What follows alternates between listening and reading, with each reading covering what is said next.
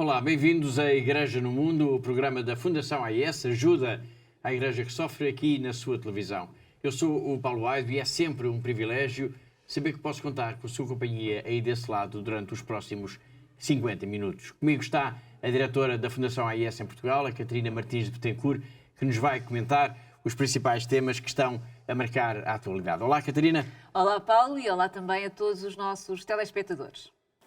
Many go to great risk of just leaving their house, going about a normal life, risking being caught in line of fire, risk being kidnapped, risk being lynched, risk being raped.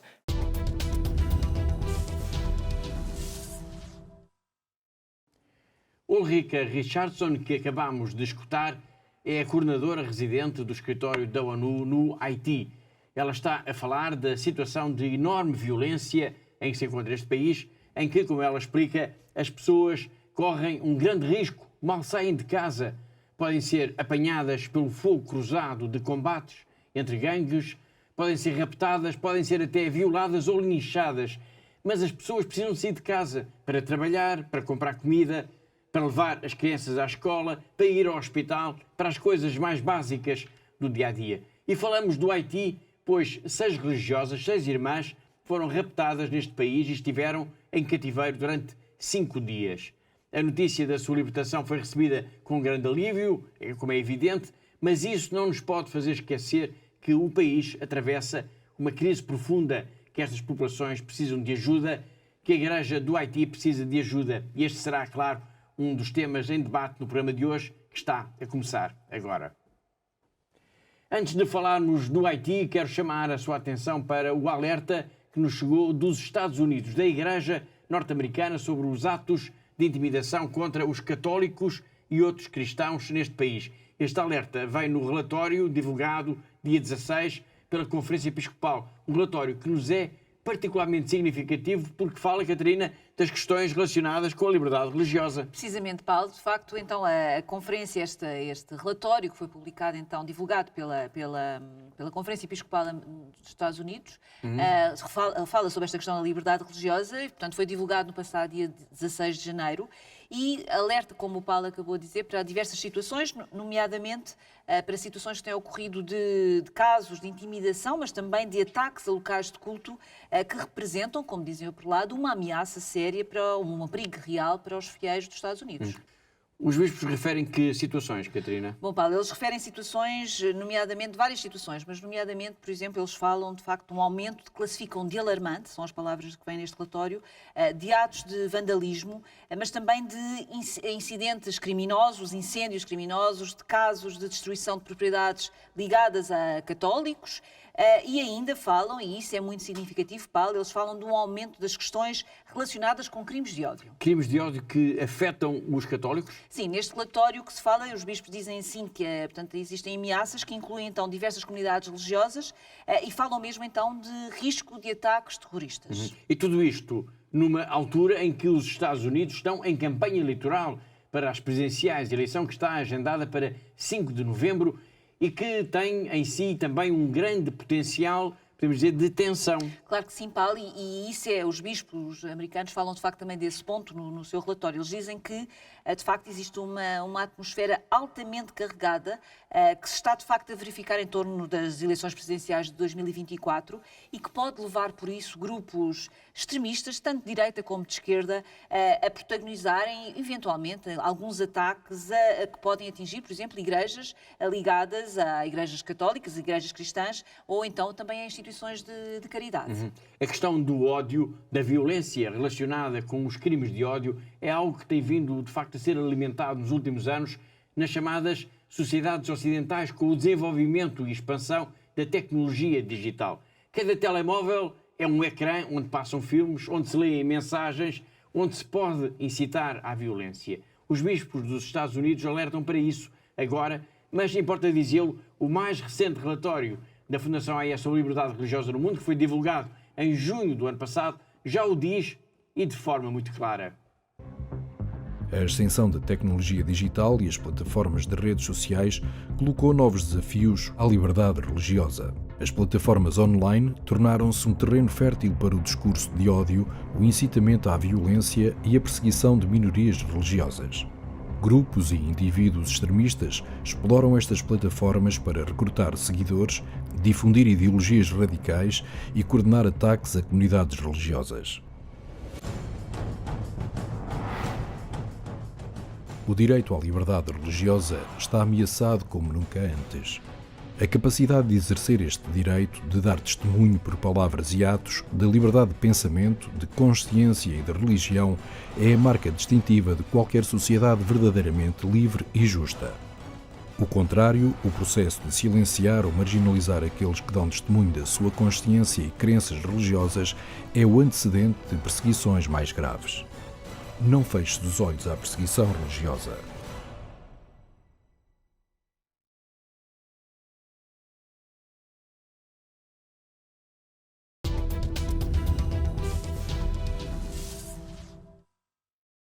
Acabamos de ver um excerto das conclusões do relatório da Fundação AIS sobre a liberdade religiosa e o risco da ascensão das tecnologias a poder ser um elemento potenciador de crimes de ódio. Entretanto, foi divulgado também um outro relatório sobre a perseguição religiosa aos cristãos no mundo. Já na semana passada nós aflorámos aqui esta notícia. Estou a referir-me ao relatório da Open Doors, uma organização evangélica que também monitoriza estas questões a nível internacional.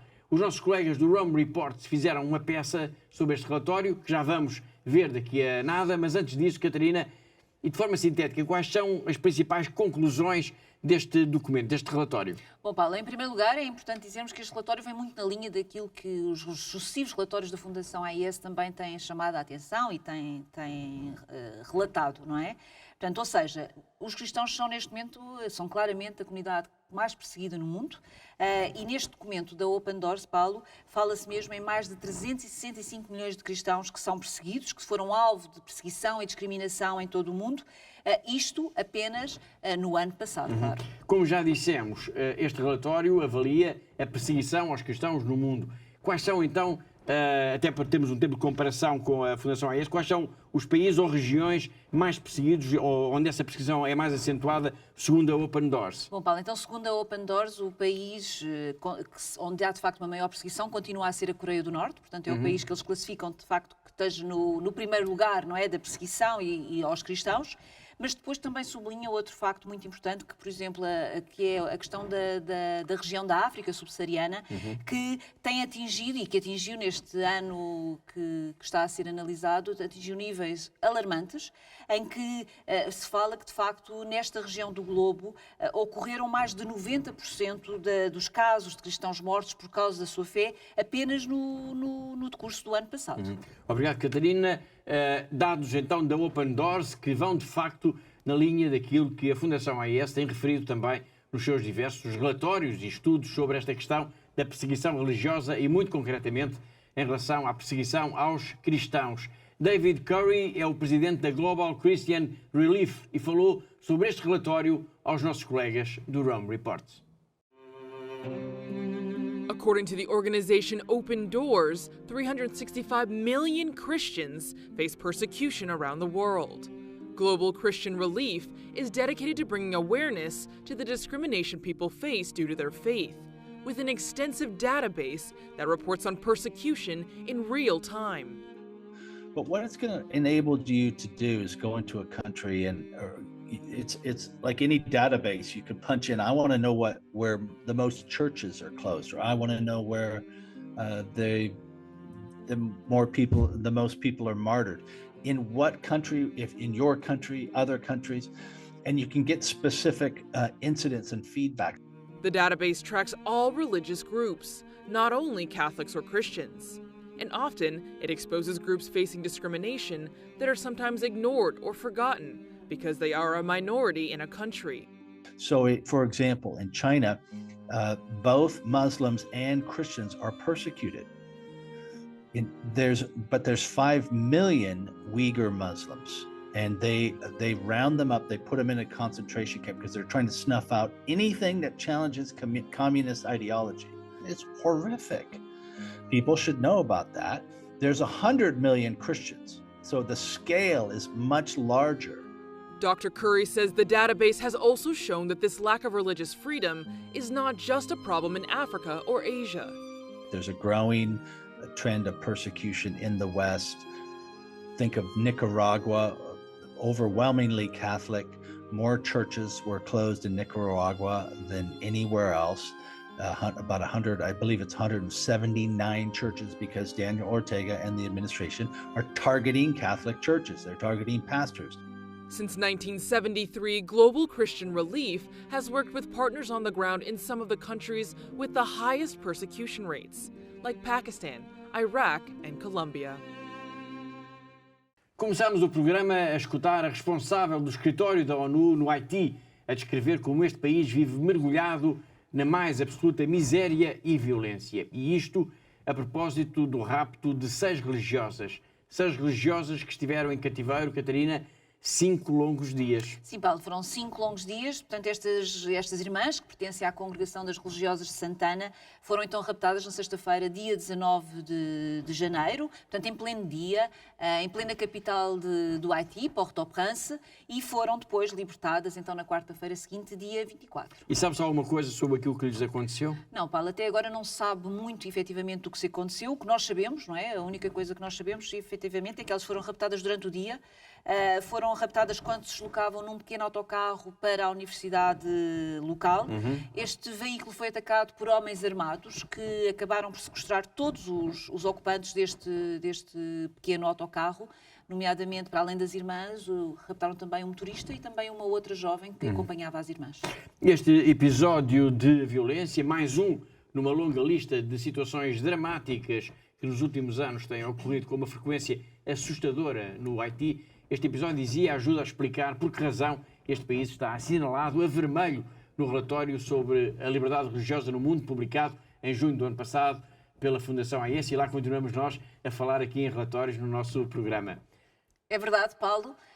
De facto, continuamos a falar de relatórios e falamos agora do nosso, e de facto o nosso relatório da liberdade religiosa, o Haiti, fala que o Haiti é de facto um país muito problemático.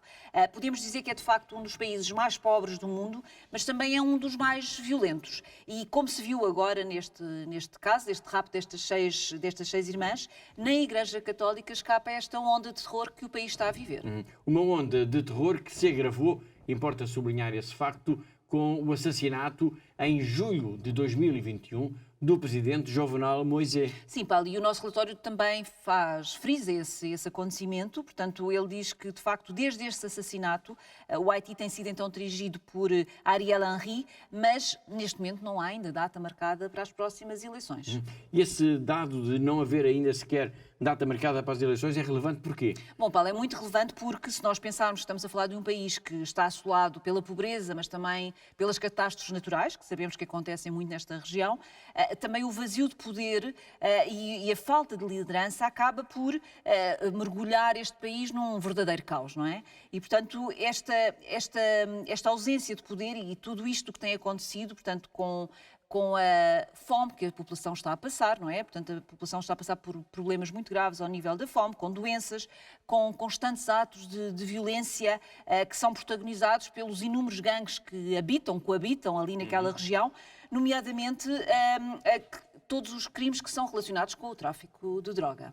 Para se perceber toda esta violência que a Catarina está a descrever, é preciso dizer que, segundo a ONU, quase 60% da capital do Haiti está dominada por gangues armados. Sim, esse é um dado muito importante, Paulo, e o nosso relatório ainda reforça com um outro dado, que é o facto de 150 mil pessoas terem sido forçadas, já de alguma forma, a fugir das suas casas por causa exatamente desta violência que está completamente descontrolada e que tomou conta do país e que, por isso, e isto acontece muito em particular na capital do Port-au-Prince. Já vamos escutar então o momento em que a coordenadora residente da ONU no Haiti, Ulrike Richardson, faz o retrato do país, mas antes disso importa ainda dizer que o rapto agora destas 6 religiosas, que felizmente acabou em bem, vai também recordar o longo calvário que a Igreja tem vindo a passar, Catarina, também neste país. Sim, de facto tem sido um longo calvário, Paulo, e este nosso último relatório da Fundação AIS refere de facto a alguns dos casos de maior violência, portanto, ocorridos neste período que nós analisámos, portanto, entre o ano 2021 e o ano 2022, e que são tantos os casos, Paulo, que nós relatamos no nosso relatório, que seria necessário muito tempo estar aqui a falar de todos eles, ou dar pelo menos uma ideia genérica de tudo o que se está a passar, mas de facto em todos eles há como que um padrão, não é? Um padrão comum que é o rapto de padres, o rapto das irmãs, o rapto também de leigos que estejam ligados à Igreja, e isto são de tal forma, tantos os casos que têm acontecido, Paulo, que neste relatório falamos mesmo de uma ditadura de raptos. Isso é extraordinário, de facto. De todos esses casos que acabou de referir, há algum que gostaria de destacar agora aos nossos telespectadores? Sim, Paulo, talvez um caso que ocorreu em junho de 2022, que a irmã Luísa Del Orto é uma religiosa missionária italiana e que viveu no Haiti durante 20 anos. Ela foi morta, portanto, foi vítima de um assalto, portanto, durante um assalto. Ela foi morta de uma forma violenta e que é extremamente injusta, Paulo, porque esta religiosa que viveu estes 20 anos no Haiti dedicou a sua vida e tinha um trabalho notável, reconhecido por todos, junto de crianças, de órfãs, de crianças que vivem na rua. E depois, Paulo, como a Igreja também tem sido, também é outro caso que eu também gostaria aqui de realçar, talvez, de facto a Igreja tem sido um dos alvos de uma violência talvez descontrolada, não é? Em tudo o que se passa, em tudo o que está a acontecer no Haiti, na vida do Haiti. Portanto, apenas 2 semanas mais tarde, depois deste assassinato desta irmã, a própria Catedral Católica da capital, de Port-au-Prince, foi incendiada, foi atacada, foi incendiada. E não só incendiaram esta catedral, Paulo, como também os próprios bombeiros que foram socorrer e que foram tentar apagar este incêndio, foram também atacados durante esse processo de tentar salvar a catedral. Portanto, há de facto muitos ataques, muitos incidentes que têm acontecido e todos eles estão documentados, claro, no nosso relatório sobre a liberdade religiosa no mundo. Muito bem, obrigado uma vez mais. Aliás, fica já aqui o convite, o desafio para consultar este relatório sobre a liberdade religiosa no mundo da Fundação AIS. É gratuito, ele está disponível na íntegra para leitura em fundação-ais.pt. Como eu disse há pouco, nós temos uma declaração da responsável do escritório da ONU no Haiti que alerta para a situação de violência descontrolada em que se encontra este país. Mas antes de escutarmos os alertas de Ulrika Richardson, importa recuperar, e ainda a propósito do rapto destas 6 religiosas que falámos, no dia 19 de janeiro, elas seriam libertadas 5 dias mais tarde. A propósito deste rapto, dizia, importa lembrar que um bispo haitiano, Dom Pierre Andrés Dumas, se chegou a oferecer para ser tomado como refém no lugar das irmãs. Uma história que os nossos colegas do Rome Report nos vão contar já de seguida. A bishop in Haiti has offered himself as a hostage in exchange for the release of these 6 nuns and other passengers who were kidnapped by a group of armed men while traveling to the country's capital. In a statement, Bishop Dumas expressed his willingness to make an exchange and asked that all hostages be released immediately.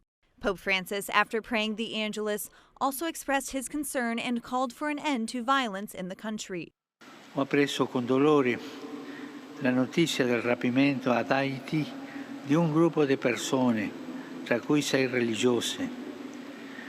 Nel chiederne accuratamente il rilascio, prego per la concordia sociale nel Paese e invito tutti a far cessare le violenze che provocano tante sofferenze a quella cara popolazione. Haiti is experiencing extreme poverty and an increase in violence due to clashes between armed gangs. Foi o Papa Francisco a apelar à libertação das 6 religiosas raptadas no Haiti, o que viria a acontecer 3 dias mais tarde. Como eu disse há pouco, nós temos um depoimento significativo sobre a situação de violência extrema em que se encontra o Haiti. É um depoimento da responsável pelo escritório da ONU em Port-au-Prince, Ulrika Richardson, que vamos escutar já de seguida. For many Haitians, daily life is not only a striking struggle to find food to put on the table for their families, but it's also a matter of life and death. Many go to great risk of just leaving their house, going about a normal life, risking being caught in line of fire, risk being kidnapped, risk being lynched, risk being raped. Haiti, in fact, is spiraling into a very serious, we can call it a human rights crisis, we can call it a protection crisis. Overall, simply to say that it's a multi-dimensional crisis. We have, in fact, 5.2 million Haitians today that are in need of humanitarian assistance. We have 4.35 million people that face acute food insecurity, and that's a staggering figure. It is 2 out of 5 Haitians that face acute food insecurity. In fact, a great frustration for the UN family and also for the humanitarian community in Haiti is that we don't have sufficient funding. E das vicissitudes e desafios da Igreja no Haiti, importa recordar também que este é um dos 10 países do mundo que, segundo a Fundação AIS, mais precisam das orações de todos pela paz. Das vicissitudes e desafios da Igreja no Haiti, dizia, vamos agora falar do Mali. Isto a propósito da libertação no final de novembro do ano passado do padre Joaquim Lor, um sacerdote alemão que esteve 351 dias em cativeiro neste país de África. 5 meses antes de ter sido raptado, o padre Joaquim esteve na Suíça, no encontro promovido pela Fundação AIS, e deu um pequeno testemunho do que é ser cristão num ambiente marcado pela violência jihadista. O nosso colega Ivo Schurman, do Gabinete de Comunicação da AIS, falou com ele e perguntou-lhe o que é que significaria para o Mali se, porventura, o país deixasse de ter cristãos. Vamos conferir o diálogo com o padre Joaquim Lor. Die Christen in Westafrika sind unter Druck. Stellen wir uns vor, in Mali gibt es keine Christen. Was würde das für das Land bedeuten? Also ich kann mir das nicht vorstellen, dass es da keine Christen mehr geben wird, denn die Kirche wächst auch unter Druck. Wenn es sie also nicht mehr geben würde, würde vermutlich das Zeugnis der bedingungslosen Liebe Gottes für alle Menschen fehlen. Denn man wirft den Muslimen manchmal vor, die sind den Muslimen zuerst Brüder. Und das ist ein Zeugnis, was überall beeindruckt, dass die Christen allen Leuten helfen, unabhängig von Religion, Hautfarbe, Rasse und so weiter. Afrika wird von dschihadistischer Gewalt erschüttert, als wenn ein Sturm anschwillt, und sie hegen und pflegen ihr Zentrum. Aus welcher Spiritualität heraus agieren sie? Aus der Spiritualität Jesu, der sagt, ihr müsst auf das Böse mit dem Guten antworten.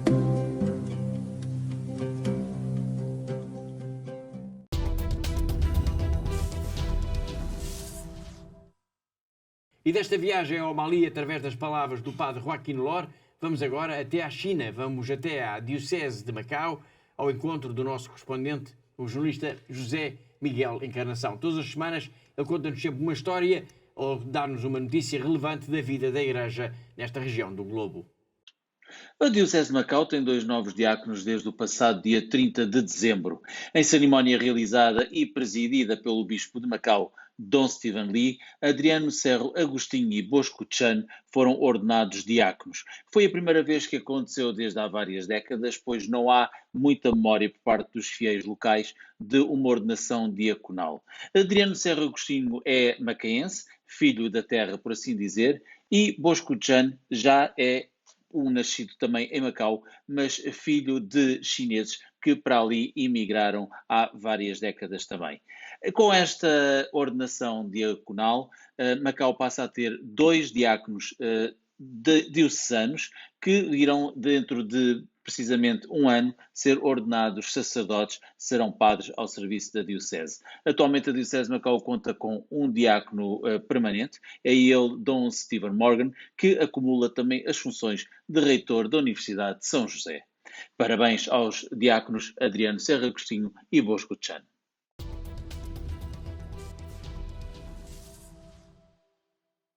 Foi o José Miguel Encarnação, o nosso correspondente em Macau, na China, e assim chegamos ao fim da primeira parte do nosso programa. Na segunda parte nós vamos continuar a falar desta lista de países, dos 10 países em guerra, ou que atravessam situações de muita violência, de terrorismo, e que precisam por isso mais da nossa atenção este ano. Hoje vamos falar do Burkina Faso e na segunda parte do nosso programa vamos também continuar a acompanhar a grande entrevista com Regina Lins, a Presidente Executiva Internacional da Fundação AIS, e vamos ainda escutar Dom Virgílio Antunes, o Bispo de Coimbra, que participou na apresentação na sua diocese do relatório da Fundação AIS sobre a liberdade religiosa no mundo. Mas tudo isso será só depois, claro, de um breve intervalo.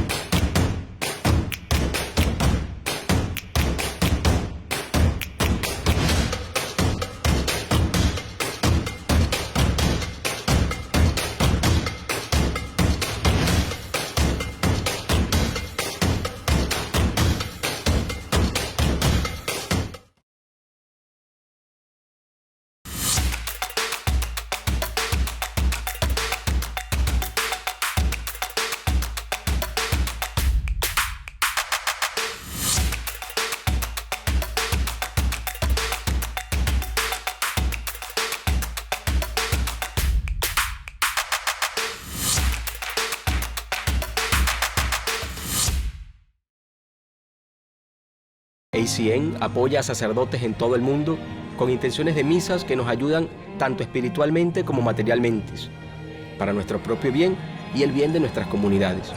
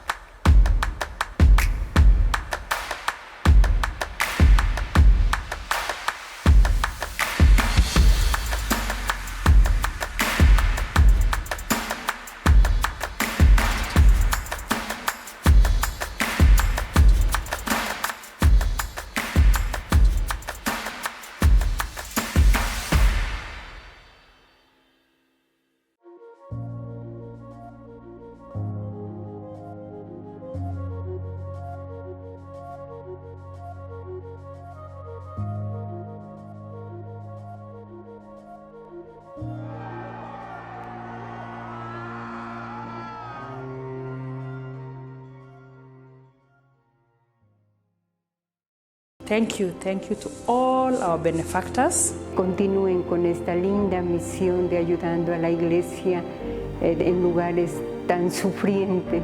Щиро дякую всім вам, що ви є на хресній дорозі, допомагаєте нам нести наш хрест. We are trying to be Jesus.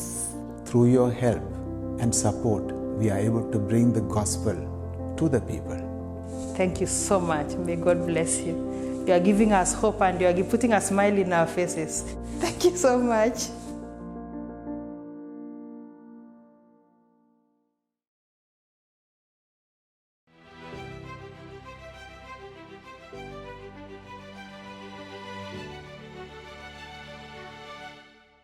We have very beautiful house because you support us.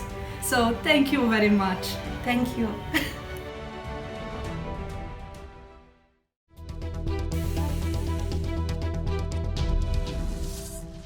Olá de novo, está a ver Igreja no Mundo, o programa da Fundação AIS aqui na TV Canção Nova. Eu sou o Paulo Aide, comigo está a Catarina Martins de Betancourt, a diretora da Fundação AIS em Portugal.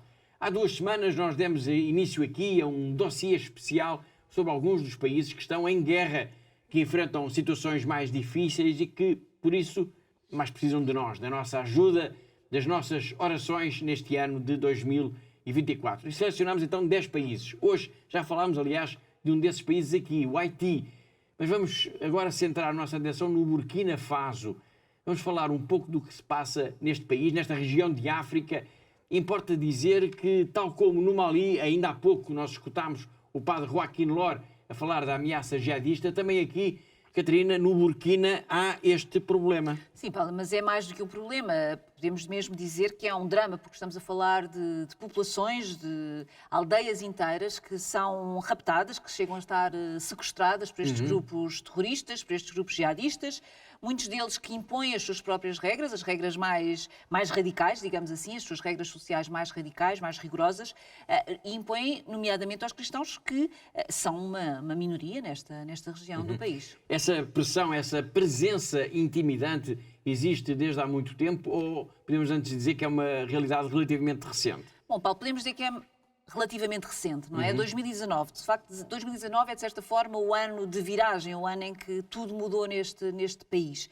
Portanto, foi um ano que foi particularmente violento para as populações do Burkina Faso, com muitos ataques terroristas, especialmente na região mais a norte e a leste do país, mas desde então, Paulo, nunca mais houve paz, houve calmia, tranquilidade neste país. E em consequência disso, há de facto milhares de pessoas que dependem de ajuda para tudo, até mesmo para a sobrevivência básica no dia-a-dia. Precisamente, Paulo, e é preciso nós também sublinharmos aqui, para os nossos telespectadores, de facto, que há uma enorme crise humanitária no Burkina Faso, portanto, em toda esta região de África, e o trabalho da Igreja junto destas populações é, sem dúvida, vital.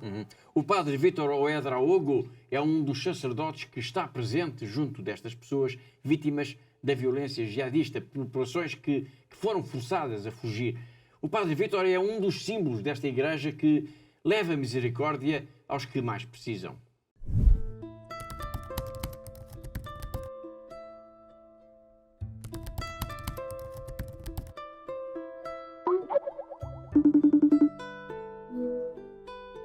Et c'est ce que nous essayons.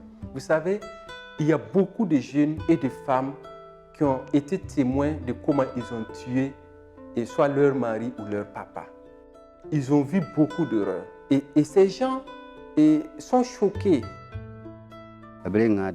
Après avoir fait ce qu'ils voulaient, ils ont commencé à tirer à bout portant sur la tête de David, de Théophile et de Philippe.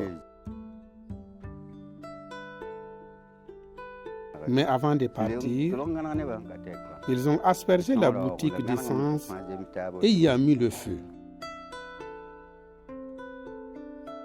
Et cette crise a multiples facettes. Il y a la crise humanitaire qui est là avec des grands besoins en matière d'alimentation, en matière d'hygiène, en matière d'éducation pour les enfants.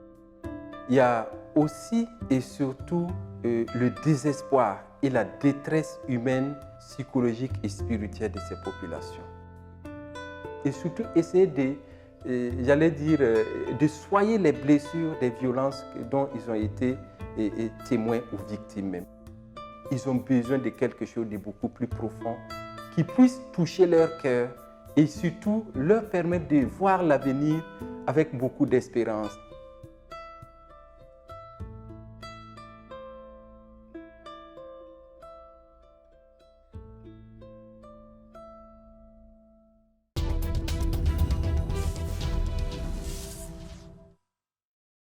Foi o padre Vítor Ouedraogo a falar de como é difícil a vida dos cristãos neste país. Fica aqui já a nota de que vamos voltar a falar com destaque aqui no nosso programa no Burkina Faso, porque a Fundação AIS vai avançar aqui em Portugal com uma iniciativa de sensibilização e apoio à Igreja neste país que é tão pobre, mas simultaneamente tão rico de fé, de testemunhos de fé. E por falar em testemunho de fé, em cristãos, em países onde os cristãos são mais perseguidos, vamos retomar o tema da apresentação do relatório sobre a liberdade religiosa no mundo que a Fundação AIS apresentou em Coimbra, com a presença de Dom Sebastian Shaw, o arcebispo de Lahore, do Paquistão.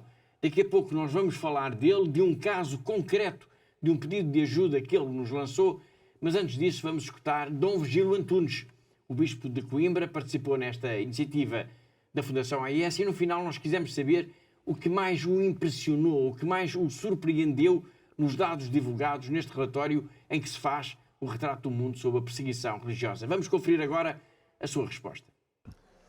O que me surpreende mais é o aumento da perseguição e da discriminação religiosa.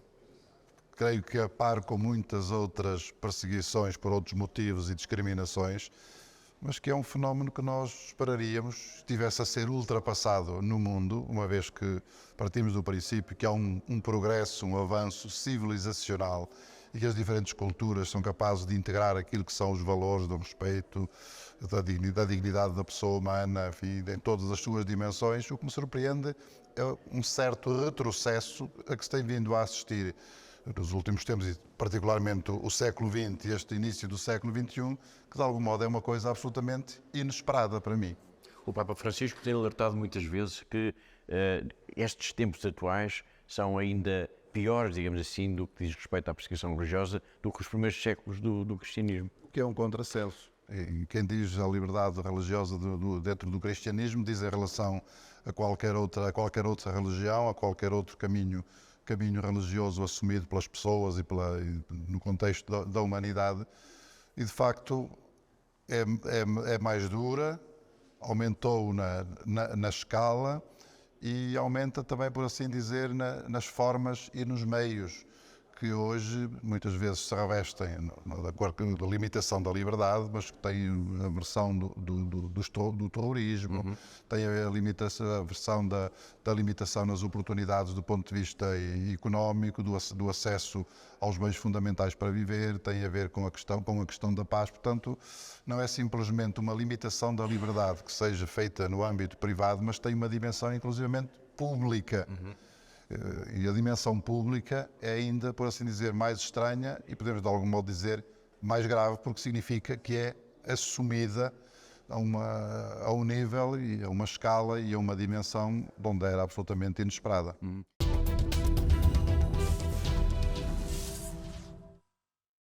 Foi Dom Virgílio Antunes numa entrevista ao nosso programa que vamos retomar aqui na próxima semana. Como disse há pouco, o Bispo de Coimbra participou na sessão de apresentação na sua diocese do relatório sobre a liberdade religiosa no mundo da Fundação AIS, sessão em que participou também Dom Sebastian Shaw, o arcebispo de Lahore. E Dom Sebastian aproveitou esta ocasião em que falou das necessidades que a Igreja enfrenta no seu país, o Paquistão, para apresentar aos portugueses um caso concreto de ajuda de que necessita para a sua diocese. Nós iremos falar disto com mais detalhe nas próximas semanas, mas para já, Catarina, trata-se de quê? Bom, Paulo, assim, em linhas muito gerais, o Sr. Arcebispo disse-nos que na sua diocese há muitas crianças órfãs, que, como é fácil nós percebermos, precisam da nossa ajuda, precisam de ajuda para poderem sobreviver. Portanto, estas crianças estão ao cuidado da Igreja, de religiosas, mas como também já dissemos aqui no nosso programa, Paulo, a Igreja no Paquistão é uma Igreja muito pobre, também ela precisa da nossa ajuda. E por isso o Dom Sebastian Shaw o que fez foi, de facto, pedir-nos apoio para estas crianças órfãs, pedir-nos apoio para a sua alimentação, para o seu vestuário, portanto, para os seus bens essenciais do seu dia-a-dia, mas também nos pediu ajuda para a sua educação. E isto porque, desta forma, estando com as irmãs, tendo os bens essenciais para a sua sobrevivência e tendo também acesso à educação, portanto, a Diocese está a evitar que estas crianças caiam na rua, caiam nas mãos de terroristas e estão, assim, a ajudá-las a ter um futuro com o mínimo de dignidade.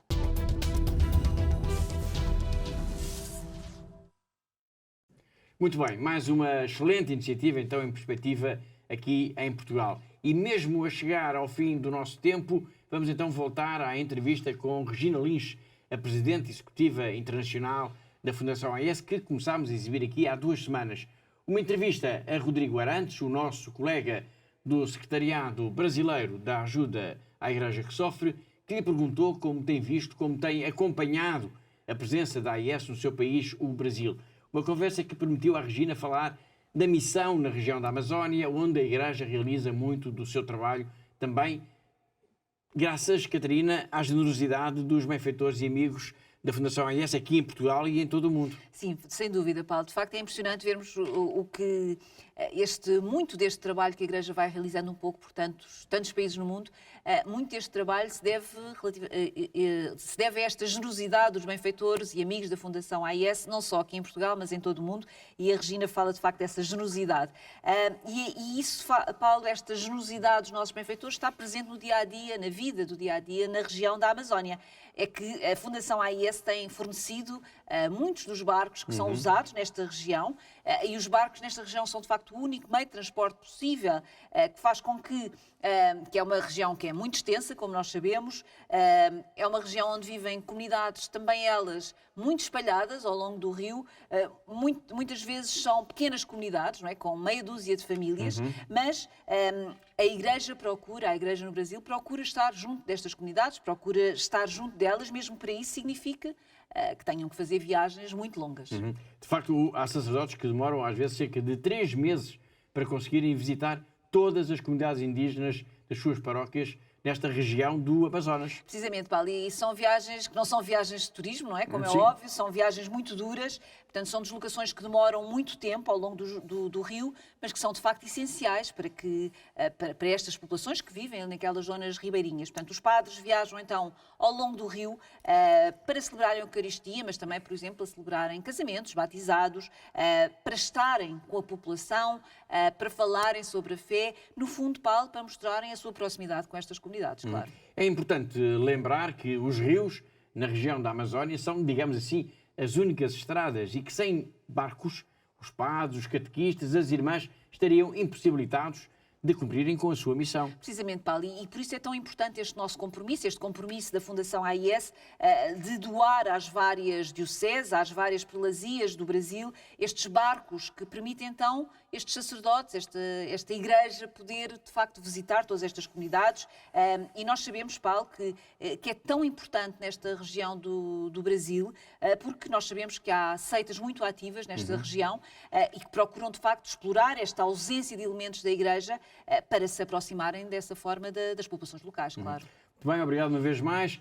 Ainda antes então de irmos ver a Regina Lynch e até para aprofundarmos um pouco este tema, vamos agora até à prelazia de Itacoatiara, onde a Igreja cumpre a sua missão com um barco fornecido graças à generosidade dos benfeitores e amigos da Fundação AIS. Nós temos o registro do momento exato em que um novo barco é entregue sob o olhar atento e agradecido do padre Bruno Nirmal.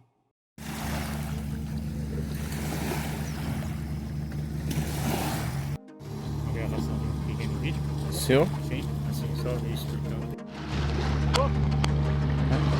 Bom, esta é a lancha Cristo Rei, que vai servir a paróquia de Cristo Rei aqui da nossa prelazia de Itacoatiara. Ela foi adquirida 95% com a ajuda da instituição, a ajuda à Igreja que Sofre da Alemanha. E a gente quer aqui já nesse vídeo apresentar a imagem da lancha chegando e agradecer a essa instituição, ajuda à Igreja que Sofre, a todos os doadores que possibilitaram a nossa paróquia aqui da Prelazia, que tem mais de 40 comunidades ribeirinhas, ter assim uma condução com maior qualidade para o transporte do padre e da equipe missionária que sempre visita as comunidades. Então, a Deus a nossa gratidão e a Deus a nossa gratidão a vocês que colaboraram para que isso fosse possível. Deus ajude a cada pessoa que é doador da instituição Ajuda a Igreja que Sofre.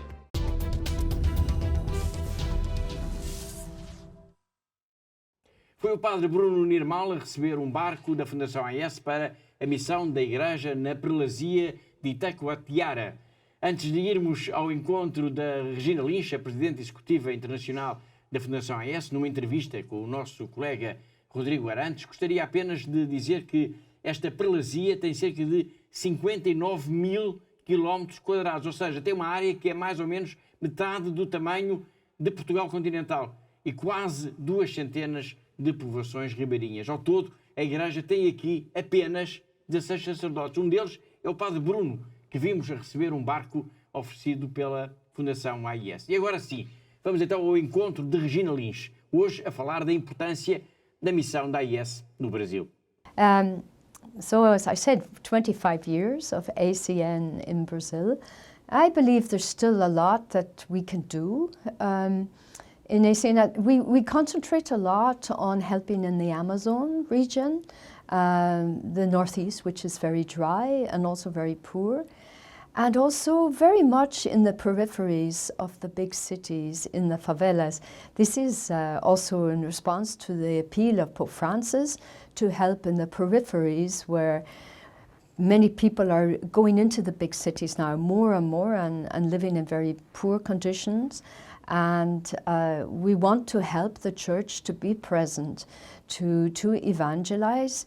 I've seen some of these favelas now on my trip in Brazil, and I'm very impressed by the priests, religious, the members of religious communities, ecclesiastical communities, who live with the people in the favelas and try to give them hope through the gospel, through the faith. And I believe that it's a huge task. It's really, so I can see that ACN will have to continue to do this for many years to come. No?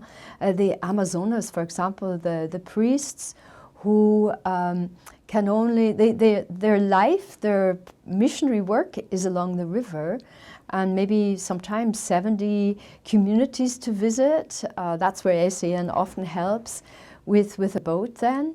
The means of transport elsewhere, maybe in the northeast, it's to give a car to the priests or to the religious who have huge territories to cover. And in the favelas, it's very often little chapels or catechetical material to do with the people living there. Also the upkeep of the missionaries, because the local population try to help as much as they can, but it's really not enough. And of course, helping in Brazil, you still have vocations, which is very good news. And so we're very happy also to support the formation of future priests and the ongoing formation of priests who are already ordained, because this is also very important.